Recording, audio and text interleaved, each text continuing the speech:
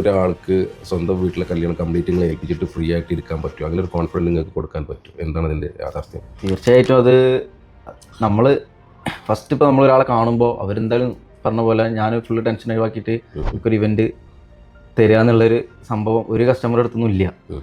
നമ്മളവരെ കമ്മ്യൂണിക്കേറ്റ് ചെയ്യുന്ന രീതിയാണ്. നമ്മളവരെ കുറിച്ച് പഠിക്കും, അവരെന്തൊക്കെയാണ് റിക്വയർമെൻറ്റ്സ് നമുക്ക് തന്നിട്ടുള്ളത്. ഓരോരുത്തൊരു പ്ലാൻ ഉണ്ടാവും, ഒരു സ്വപ്നം പോലെയാണ് നമ്മളോട് പറയാം. ഇതിങ്ങനെ ചെയ്യണം, അതങ്ങനെ ഉണ്ടാവില്ല, ഇതിങ്ങനെ ഉണ്ടാവില്ല, ഇത് ചെയ്താലാണ് അതങ്ങനെ ആവുക.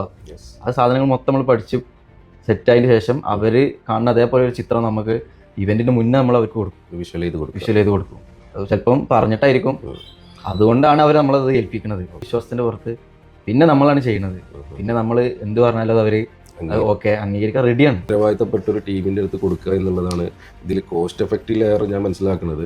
ചീപ്പ് ആൻഡ് ബെസ്റ്റ് എന്നുള്ളതിലേറെ ബെസ്റ്റ് ക്വാളിറ്റിയിൽ. കാരണം ഒരു കല്യാണം എന്ന് പറഞ്ഞൊരു കുടുംബത്തിൽ നടക്കുന്ന വല്ലപ്പോഴും നടക്കുന്ന ഒരു മൊമെൻറ്റ്സേക്കാണ്. അത് ഈ ഒരു ഫുഡിൻ്റെ പേരിലോ അല്ലെങ്കിൽ മറ്റെന്തെങ്കിലും പേരിൽ കോളായിട്ടുണ്ടെങ്കിലാണ് ഒരുപാട് പ്രശ്നങ്ങൾ. അങ്ങനത്തെ എന്തെങ്കിലും അനുഭവങ്ങൾ ഫേസ് ചെയ്തിട്ടുണ്ടോ? നമുക്ക് അങ്ങനത്തെ അനുഭവങ്ങൾ എന്താണെന്ന് വെച്ചാൽ നമ്മൾ ഓരോരോ വർക്കും നമുക്ക് ഓരോരോ പഠനേക്കാൻ.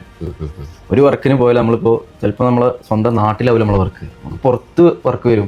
അപ്പം നമ്മൾ അവിടെ പോകുമ്പോൾ അവിടുത്തെ കൾച്ചർ 2 ദിവസം മുന്നേ പോകണം, അവിടെ ഇങ്ങനെ നോക്കണം എങ്ങനെയൊക്കെയാണ് അവിടുത്തെ ആൾക്കാർ, അതൊക്കെ നമ്മൾ പഠിക്കണം.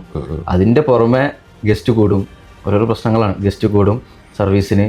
ആ സമയത്ത് നമ്മൾ ചിലപ്പോൾ ചില ബോയ്സിൻ്റെ എണ്ണം കുറയും, നമ്മൾ അറേഞ്ച് ചെയ്യണം, അവർക്ക് ക്ലാസ് കൊടുക്കണം. കറക്റ്റ് കൗണ്ട് ക്ലയൻറ്റിൻ്റെ ഭാഗത്ത് നിന്ന് കിട്ടാത്തത് കൊണ്ടാണോ, അല്ലെങ്കിൽ എങ്ങനെയാണ് ശരിക്കും സിറ്റുവേഷൻ വരിക? അങ്ങനെ വന്നു കഴിഞ്ഞാൽ ഞങ്ങൾ അതെങ്ങനെ മാനേജ് ചെയ്യും? അതിൽ രണ്ട് കാറ്റഗറി ആൾക്കാരുണ്ട്. ഒന്ന്, ഒരു ഇവന്റിനെ ഏൽപ്പിച്ചാൽ, അതായത് 1000 ആൾക്ക് പറഞ്ഞാൽ 1500 ആൾക്ക് ഉണ്ടാവും. ആ ഒരു മൈൻഡിൽ സംസാരിക്കുന്ന ഒരുപാട് ആൾക്കാരുണ്ട്. അതുപോലെ തന്നെ ഇപ്പോൾ പറഞ്ഞ പോലെ അതോ എണ്ണം തെറ്റി, ഞങ്ങൾ ഇത്ര പ്രതീക്ഷിച്ചിട്ടുള്ളൂ പക്ഷെ ഇത്ര ആൾക്കാർ വന്നു. രണ്ട് ടൈപ്പ് ആൾക്കാരുണ്ട്. അതിൽ ആദ്യം പറഞ്ഞ കാറ്റഗറി ആൾക്കാർ അവർ നമ്മളെ പണി പഠിപ്പിക്കണ പോലെയാണ്. അവർക്കൊരു പണിയോട് കൊടുക്കുക. ശരിക്കും അത് അങ്ങനെയല്ല. ഫാമിലി മെമ്പേഴ്സ് അവരുടെ ഫ്രണ്ട്സൊക്കെ വന്നിട്ട് നിങ്ങളൊരു പരിപാടി നടത്തിയിട്ട് അങ്ങനെ ആയി എന്നുള്ളതും ഒരു വാക്കാണ്. അതേപോലെ തന്നെ അവർ നമ്മളോട് പറയാം നിങ്ങളെ ഏൽപ്പിച്ചിട്ട് ഇങ്ങനെ ആയി. അത് അവർക്ക് ഒരു ധാരണ വേണം. ഞാൻ വിളിക്കണത് എല്ലാം എൻ്റെ ഗസ്റ്റാണ്. എണ്ണം കൊടുത്താൽ നമ്മളൊരു 10% ആൾക്കുള്ള ഫുഡാണ് അഡീഷണൽ ഉണ്ടാവുക എന്ന് പറഞ്ഞാൽ നമ്മളിപ്പോൾ പറഞ്ഞ എണ്ണത്തിലേറെ നമ്മൾ കുക്ക്ഡ് ആയിട്ടുണ്ടാവുക. വന്ന് അതെങ്ങനെയാലും ബൊഫറ്റ് ആവുമ്പോൾ സെർവ് ഈവന്റ് മാനേജർ ചെയ്യുമ്പോൾ കൂടുതൽ ആൾക്കുള്ള ഫുഡ് ഉണ്ടാവും എന്നൊരു ആറ്റിറ്റ്യൂഡ്. അത്രയും 30% ഫുഡ് നമുക്ക് ഇപ്പോൾ കൗണ്ടറിൽ കയറി കഴിഞ്ഞു. അത്രയും ഗസ്റ്റ് ഇനി വരാണ്ട് എന്ന് അവർക്ക് മനസ്സിലാവുന്ന സമയത്താണ് അവർ കൂടിട്ടാന്ന് പറയണത്. നമ്മളടുത്ത് സ്റ്റോക്ക് ഉണ്ട്, നമ്മളെടുക്കണ സെർവ് ചെയ്ത് പോകും, മാനേജ് ചെയ്ത് തന്നെ പോകും. പക്ഷേ ഇത് ആദ്യം പറഞ്ഞ പോലെ cost effective cheap and best എന്നുള്ളത് ആലോചിക്കണോണ്ടാണ് അത് അങ്ങനെ വരുന്നത്. ഒരിക്കലും അത് അങ്ങനെ അല്ല.